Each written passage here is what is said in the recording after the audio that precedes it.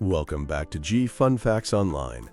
Today we are heading to the high desert of eastern Idaho, to a facility that has stood as a silent witness to the atomic age for decades. But we are not there to talk about the past. We are there to look at a machine being assembled right now.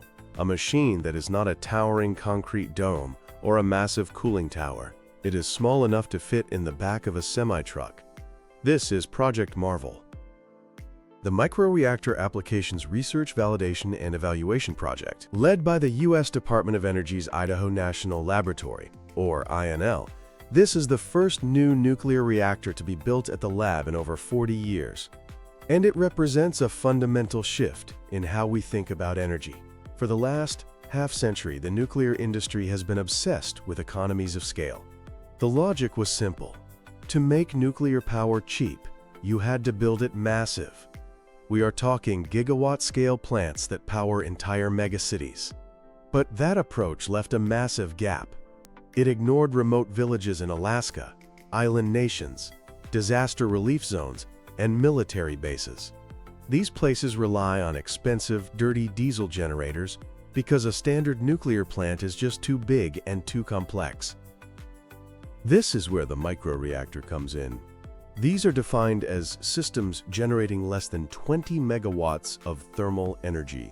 Think of them less like power plants and more like nuclear batteries. They are factory-built, transportable, and designed to run for years without refueling. But there has been a major hurdle. It is a classic chicken and egg problem. Commercial developers have brilliant designs for these microreactors on paper. But to get a license from regulators, they need operational data to prove safety. Yet they cannot build a reactor to get that data without a license. The industry was stuck. Project Marvel is the solution to break that cycle. It is a rapid prototyping project, a government-authorized test bed designed to be built quickly to generate the real-world data that private industry desperately needs. And it is moving fast. Fabrication of major components began in early 2025, and full operations are scheduled for roughly 2028 to 2030. Now, let's get into the engineering, because the physics of this machine are fascinating.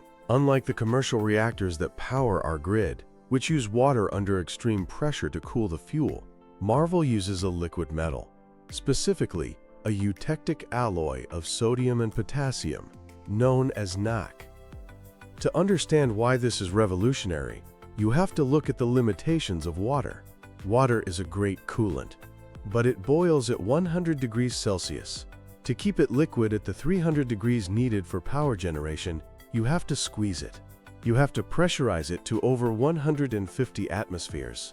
That requires massive, thick steel vessels and complex piping to contain what is essentially a bomb waiting to depressurize. Liquid metal changes the game entirely. This sodium-potassium alloy is liquid at room temperature. It looks a bit like mercury, but it does not boil until it reaches a scorching 785 degrees Celsius.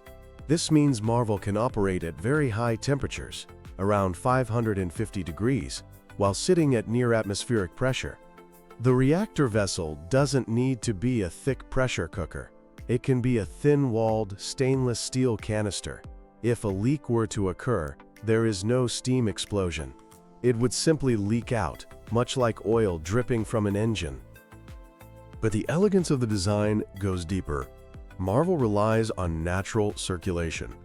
In a standard reactor, you have massive electric pumps forcing water through the core to keep it cool. If those pumps fail, you have a crisis. Marvel has no primary pumps.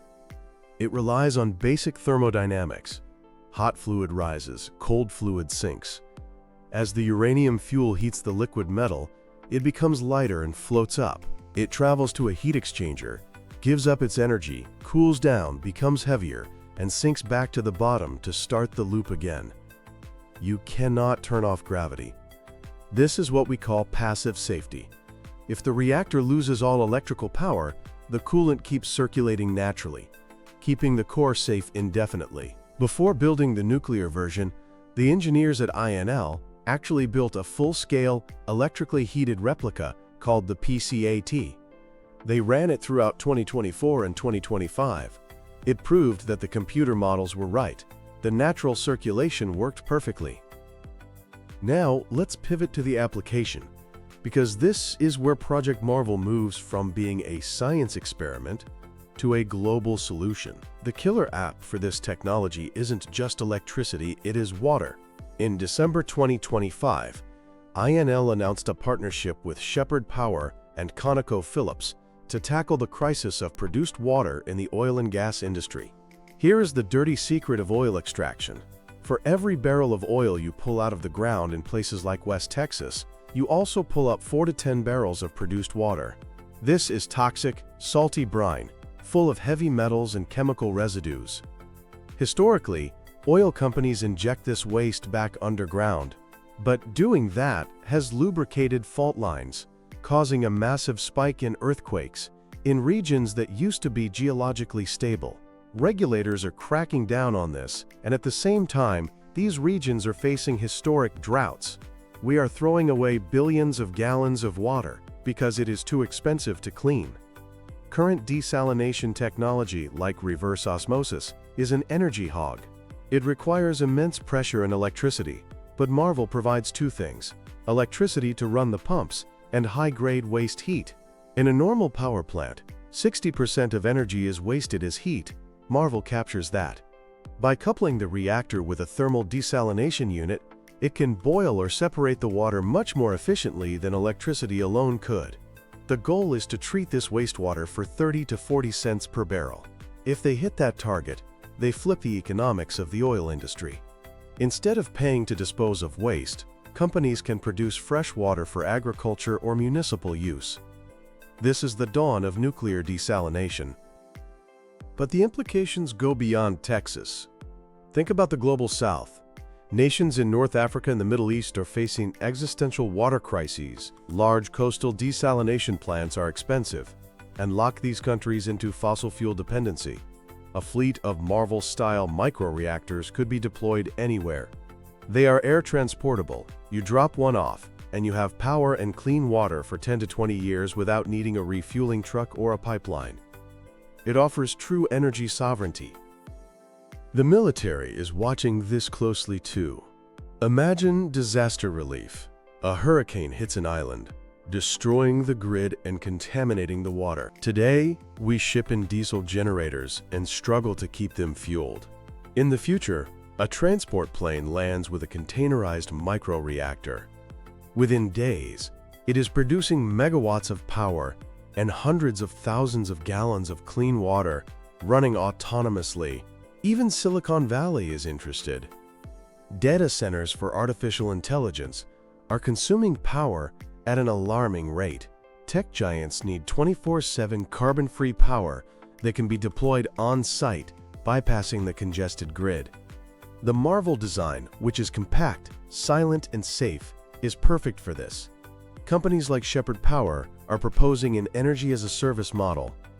They own and operate the reactor. The customer just buys the heat and electricity. It removes the risk for the end user. Of course, there are challenges.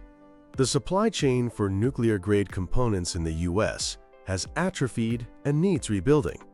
There is also the issue of fuel. Marvel uses high-assay low-enriched uranium, or HALEU. The commercial supply of this fuel is currently limited, and the US is racing to build domestic enrichment capacity to avoid relying on foreign adversaries. And finally, there is public perception. People hear liquid metal and nuclear and get nervous. Marvel's mission is not just technical validation, but social validation. By operating safely and boringly for years, it can prove that this technology is reliable. Project Marvel is small. It produces less power than a single diesel engine at a supermarket. Yet, its significance is colossal. It represents the transition of nuclear energy from cathedrals of power to appliances of utility. As the technicians at the treat facility tighten the final bolts, they are building a prototype for a world of abundance. A world where we stop fighting over energy and water because we have the technology to create both.